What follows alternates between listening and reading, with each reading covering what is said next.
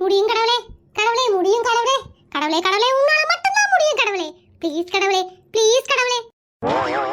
என்னடா கடவுள்கிட்ட போய் நைட் 10 மணிக்கு வேண்டிட்டு இருக்கற?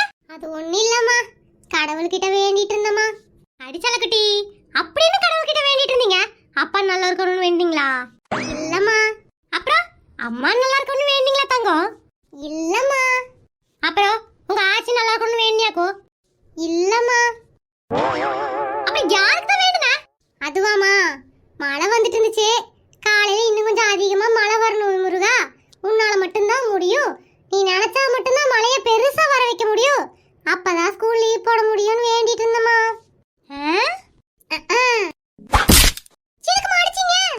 செருப்பால் அடிக்கோனே, கையால் அடிச்சிருக்கிற. அது வரைக்கும் சந்தோஷப்படுக்கோ.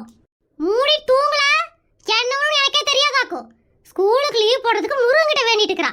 முருகனை வெட்டியா உட்கார்ந்திருக்கேன்னு நினைச்சிருக்கியா? தூக்கி போட்டு மிதிச்சற போற படுறா பேசாம. ச்சே, இந்த முருகன் பூரா அம்மாக்கு மட்டும் தான் சொந்தம். நாங்களே விளையாட கூடாதா? என்னடா சொன்ன?